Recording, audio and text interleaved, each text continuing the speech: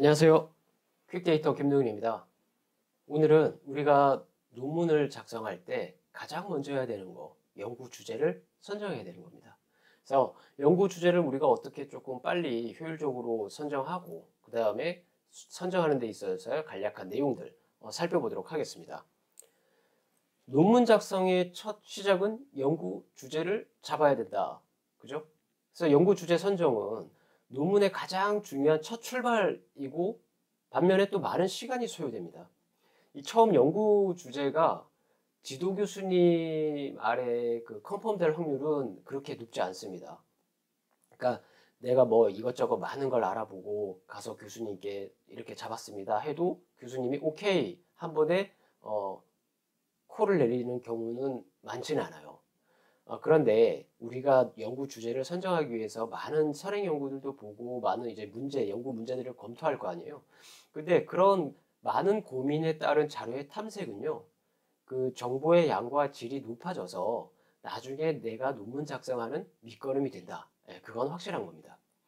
그래서 무엇보다 연구 주제를 효과적으로 잡으려면 일단 지도 교수님을 잘 알아야겠죠. 그 친분 말고요. 지도 교수님이 관심 있는 분야 혹은 학술지에 지도 교수님께서 게재된 이런 논문들 그런 걸 좀 보셔야 돼요. 그래야 지도 교수님이 어떤 연구 스타일과 성향들을 좀 알아야 내가 어느 정도를 또 맞춰서 가야 좀 연구 주제가 채택될 확률이 좀 높다. 그리고 그래야 지도 교수님도 도와줄 거 아니에요. 그죠? 디펜스도 같이 할 것이고. 그리고 해당 학과 그 선배 기수들의 그 논문들도 꼭 꼼꼼하게 살펴보셔야 됩니다. 그래서 이 선배들은 그 석박사 선배들은 어떠한 연구 방법론을 사용했고 또 어떤 그 시기에 뭐 어떤 양적 연구에 기반해서 연구를 했는지 그런 거를 꼭 스터디하고 검토해야 되는 걸 하셔야 된다는 겁니다. 다음 이제 연구 문제인데요. 연구 문제는 두 개 이상의 변수들 간에 어떤 관계가 있는가와 같은 질문 형식의 의문형 문장을 만들어내야 됩니다. 그래서 연구 문제의 특징으로 사람이 지니는 가치, 혹은 가치관과 관련이 없어야 돼요. 그러니까 둘 이상의 변수 간의 관계로 표현될 수 있어야 됩니다. 그리고 제일 중요한 거, 경험적으로 검증이 가능해야 되고요. 명확하게 진술되어야 합니다. 예를 들어서 보수 성향이 진보 성향보다 우월한가? 혹은 진보 성향이 보수 성향보다 우월한가?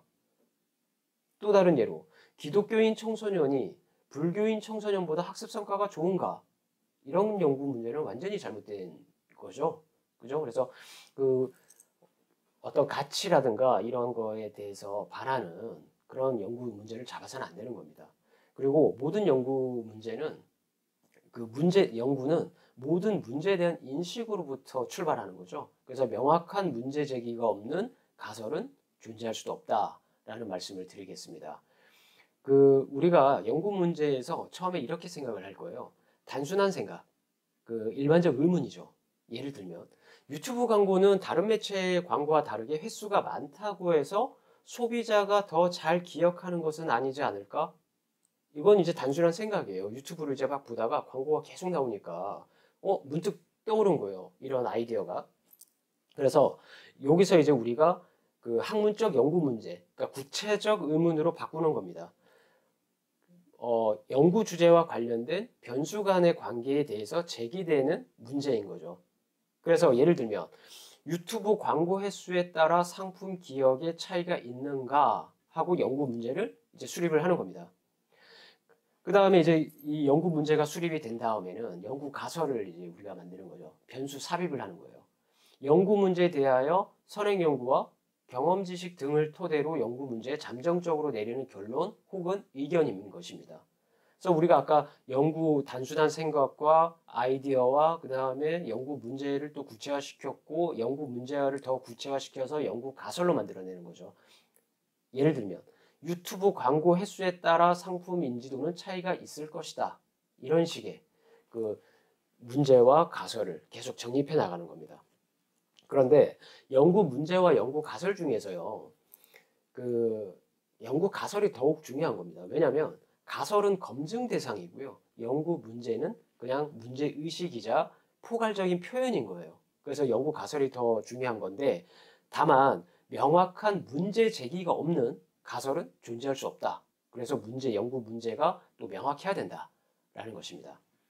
자, 우리가 이제 교수님께 뭐 내가 연구 주제를 찾으려고 막 이제 하다 보니까 야, 이 주제 너무 마음에 쏙 든다. 그래서 주제를 찾았어요. 찾아보니까 선행 연구도 없어. 선행 연구도 없고, 그러니까 이거 굉장히 독창적이야. 이거 나만 하는 연구네? 라고 이제 우리가 생각을 해서 지도 교수님께 이제 신나게 룰루랄라 브리핑을 하러 갔어요. 근데 교수님이 의미심장한 미소를 지으면서 고개를 갸우뚱하죠.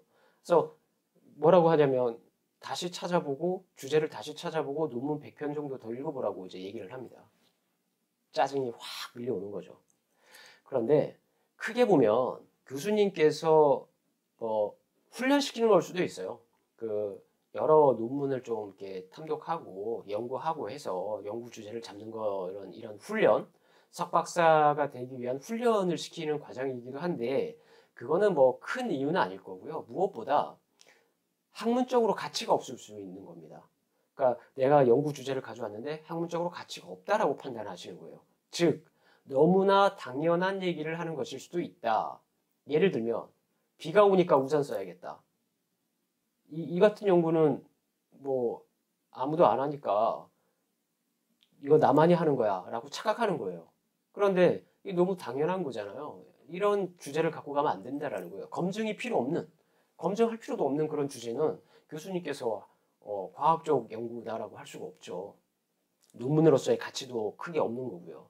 그래서 아무도 다루지 않거나 선행 연구가 부족한 것은 연구 가치가 낮거나 혹은 뭐 그 조사, 뭐 설문이 됐던 실험이 됐던 이런 그 연구 방법론적이 힘든 이유라고 판단할 수도 있어요. 교수님께서.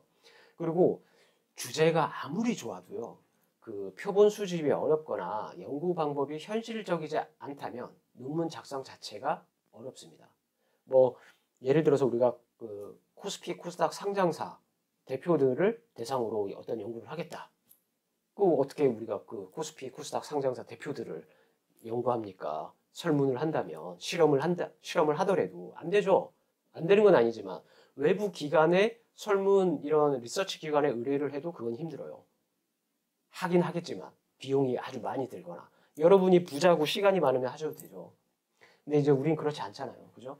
그래서 그런 거는 조금 우리가 지양해야 된다.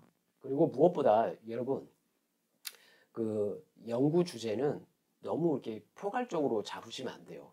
그게 무슨 얘기냐면 연구 주제가 폭은 좁고 깊이는 깊어야 됩니다.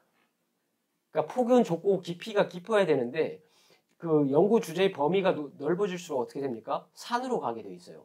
그리고 구체화되지 않으면 그러니까 내가 너무 많은 걸 하고 싶어. 이것도 하고 싶고 저것도 하고 싶고 이거 하나의 주제로 만들어서 내가 해야겠다. 근데 구체화되지 않으면 어떻게 해야 되냐면요. 방법은 딱 하나입니다, 여러분. 주제를 크게 잡고 싶으면 초능력자가 되시면 돼요. 초능력자가 되면 할 수 있죠. 그런데 우리는 어떻습니까? 파트타임 석박사분들도 많고 일도 해야 되고요. 또 뭐 한편으로는 육아도 해야 되고요. 그리고 뭐 취미생활도 해야 되고. 그러면 주로 밤에 쓰거나 주말 주일을 이용해야 되는데 그럴 수가 없죠. 그래서 우리는 논문을 너무 크게 잡으려고 하시면 안 돼요. 주제를. 그리고 과학적 연구의 기본은 간결해야 됩니다. 최소한의 정보로 최대한의 설명력을 확보해야 하는 겁니다. 그래서 그 큰 주제에서 범위를 계속 축소시켜서 구체화시켜야 되는 거죠. 그래서 더 이상 범위가 축소가 안 되고 구체화가 안 되면 안 될 때 그 자체가 변수가 되는 겁니다. 그래서 뭐 쉽게 얘기하면 한 놈만 패는 거죠. 여러 놈 패는 게 아니라 한 놈만 계속 패는 거죠. 그리고 또 하나가 뭐 교수님이 논문 100편 읽어 했다고 해서 100편을 다 읽을 수는 없죠. 시간상. 학위 논문 기본적으로 100페이지 넘어갈 거고 학술지도 기본적으로 10페이지, 20페이지인데 그걸 꼼꼼하게 다 읽을 수는 없어요. 그래서 그러다 보면 자꾸 이렇게 이것도 하고 싶고 저것도 하고 싶고 막 그렇거든요. 그러니까 무조건 너무 많은 논문을 읽는다고 득이 되진 않는다. 오히려 해가 될 수 있다. 그러면 어떻게 해야 되냐? 내가 주제를 하나 잡았어요. 아이디어를. 그러면 그 관심 분야 중에서 핵심 키 논문을 먼저 내가 그 다운로드 받아서 그 키 논문을 방향을 잡고 그 키 논문에서도 인용된 그 연구들이 있잖아요. 선행 연구들. 그럼 그 인용된 연구들을 또 그 역으로 찾아서 그 또 선행 연구들을 찾아내고 그러면서 계속적으로 그 레퍼런스를 쌓아 나가는 겁니다. 그렇게 해서 주제를 이제 찾으면 되는 거고요.